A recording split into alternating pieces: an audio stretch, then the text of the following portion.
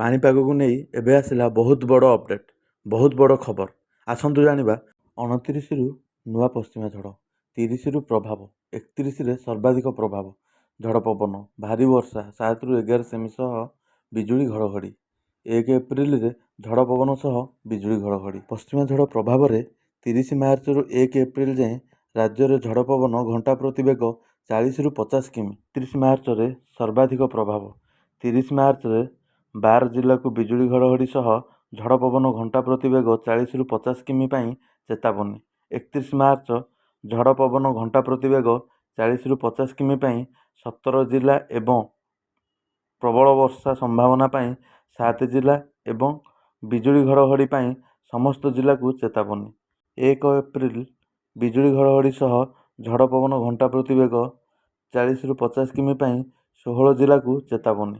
एबे आसतु नजर पकाइबा संपूर्ण खबर उपरे ता पूर्व वीडियो को लाइक करी सांगमान को बहुत मात्रा शेयर करंतु।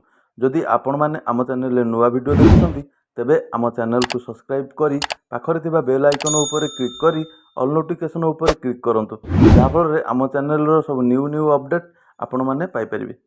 राज्यर विभिन्न स्थान रे पश्चिमा झड़ प्रभाव रे वर्षा जारी रही। मंगलवार अधिकांश स्थान रे प्रबल वर्षा होइथिबा बेले किछि स्थान रे कुआपथर माड़ मध्य होइछि। मुख्यतः उत्तर उपकूल ओडिशा बालेश्वर भद्रक जाजपुर आदि रे वर्षार प्रकोप अधिक रहिथिबा बेले भुवनेश्वर और कटक रे मध्य वर्षा जोगु स्थिति बेहाल होइछि।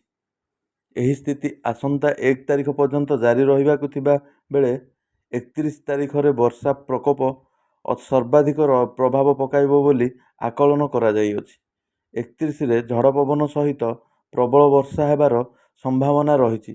बिजुली घड़घड़ी मध्य बहुत प्रभाव रही। भुवनेश्वर आंचलिक पाणीपाग केन्द्र सूचना अनुसार आज सृष्टि होई पारे आउ एक पश्चिमा झड़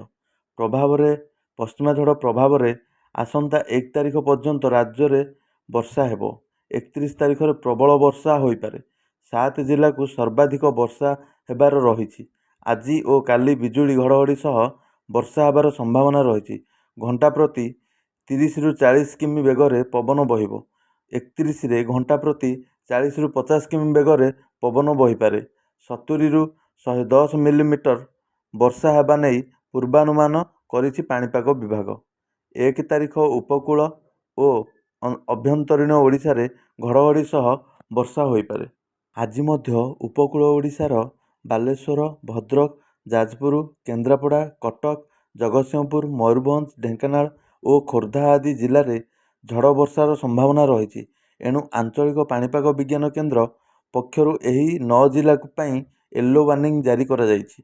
31 तारिख दिन पूरा ओडिशा रे झड़ वर्षा हेबो।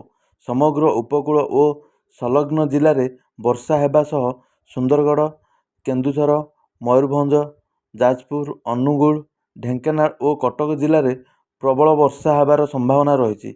1 तारिख दिन मध्य राज्यर झड़ वर्षा हेबो। बालेश्वर भद्रक जाजपुर केन्द्रापड़ा कटक जगतसिंहपुर पुरी खोर्धा नयागढ़ गंजाम गजपति मयूरभंज ढेंकानाल कंधमाल रायगड़ा और कोरापुट जिले में वर्षार बहुत संभावना रही। एहाकु दृष्टि रखी पाणीपाग केन्द्र पक्षरु एही जिलागुड़िक येलो अलर्ट जारी करा जायछि। तेबे 30 रे वर्षा प्रकोप बढ़िबा सहित पवनर बेग मध्य वृद्धि हेबो बोली केन्द्र कहिछि। 30 और 31 रे विभिन्न जिले में वर्षा सांगू पवनर बेग बढ़ी 40 रु 50 बेगरे बहिबा नहीं पाणीपाग केन्द्र आकलन करिछि। 31 रे किछि जिले में वर्षार परिमाण 7 रु 11 सेंटीमीटर पर्यंत रहिबार नहीं मध्य आकलन करा जाई अछि, जाहाकु नहीं पाणीपाग केन्द्र पक्षरु सतर्क सूचना जारी करा जायछि।